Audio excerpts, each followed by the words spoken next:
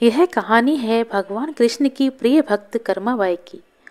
कर्माबाई बचपन से ही अपने पिता जीवन राम को कृष्ण भगवान की पूजा करते हुए देखती थीं। वह कभी भी कृष्ण भगवान का भोग लगाए बिना भोजन ग्रहण नहीं करते थे। जब कर्माबाई 13 साल की थीं, तब एक दिन जीवन राम को तीर्थ पुष्कर स्नान करने के लिए जाने की इच्छा हुई। साथ में उनकी पत्नी ने भी पुष्कर स्नान की इच्छा प्रकट की।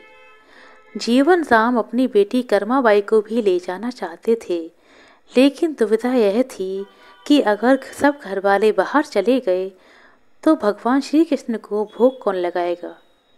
तब जीवन राम ने इस नित्य कर्म की जिम्मेदारी कर्माबाई को सौंपी और कहा, बेटी कर्मा, सुबह भगवान कृष्ण को भोग लगाने के बाद ही तुम भोजन ग्रहण करना। कर्मा ने भी अपने पिता की हाँ में हाँ मिला दी। अगले दिन सुबह कर्माबाई ने उठकर सबसे पहले गुड़ और घी डालकर बाजरे का खिचड़ा बनाया और भगवान कृष्ण की मूर्ति के सामने रख दिया और बोली, भगवान, मैंने आपका भोग रख दिया है। आपको जब भूख लगे तब खा लेना। तब तक मैं घर के सारे काम निपटा लेती हूँ। इतना कहकर कर्मा अपने घर के कामों को निपटाने में जुट गई।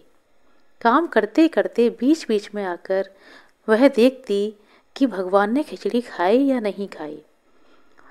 जब कर्मा को ज्ञात हुआ कि भगवान ने अभी तक खिचड़ी नहीं खाई है, तब उसे संदेह हुआ कि शायद खिचड़ी में घी और गुड़ कुछ कम रह गया है, इसलिए भगवान कृष्ण भोजन ग्रहण नहीं कर रहे हैं। तभी कर्माबाई ने खिचड़ी में थोड़ा सा गुड़ और घी मिला दिया और मूर्ति के सामने बैठ गई। वह बोली, भगवान, मेरे पिताजी जब खिलाते हैं तब तो आप खा लेते हैं, आज क्यों नहीं खा रहे? और अभी तो पिताजी बाहर गए हैं, उन्हें आने में बहुत दिन लग जाएंगे। तब तक आपको खिलाने की, आपका भोग लगाने की जिम्मेदारी मुझे दी गई है। इसलिए जब तक आप भोजन नहीं ग्रहण करेंगे, मैं भी कुछ नहीं खाऊंगी। इस तरह जिद पर अड़ी नन्ही कर्मा की प्यारी बातों से कृष्ण भगवान का दिल पिघल गया और फिर मूर्ति में से आवाज आई, बेटी कर्मा, तुमने पर्दा तो किया ही नहीं, तो मैं भोजन कैसे ग्रहण करूं? तब कर्माबाई ने मूर्ति के आगे अपनी चुनरी का पर्दा किया और कुछ ही समय में कृष्ण मूर्ति के सामने रखी पूरी खिचड़ी की थाली खाली हो गई। अब कर्मा रोज सुबह सबसे पहले श्री कृष्ण जी को बाजरे की खिचड़ी खिलाती और बाद में खुद भोजन ग्रहण करती। कुछ दिनों बाद घर लौटने पर कर्मा के माँ बाप भी कृष्ण की लीला देखकर दंग रह गए। इस तरह कर्माबाई ईश्वर कृष्ण की निष्काम भक्त बन गई। अपने जीवन के अंतिम दिनों में कर्माबाई भगवान जगन्नाथ की नगरी जगन्नाथपुरी में एक कुटिया में रहने लगी।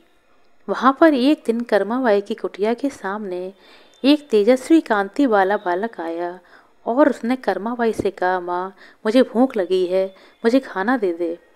उस वक्त भी कर्मा ने अपने भगवान कान्हा को खिचड़ी का भोग लगाया था।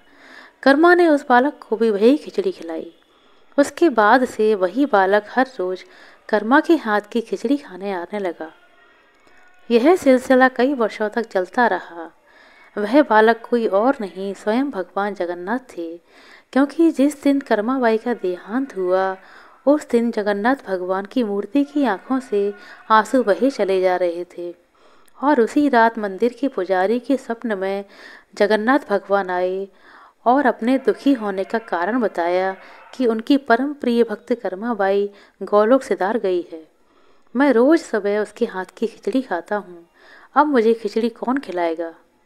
अगले दिन से मंदिर के पुजारियों ने निर्णय लिया कि भगवान को रोज बाजरे की खिचड़ी का भोग लगाया जाएगा और उस भोग को नाम दिया गया कर्माबाई की खिचड़ी।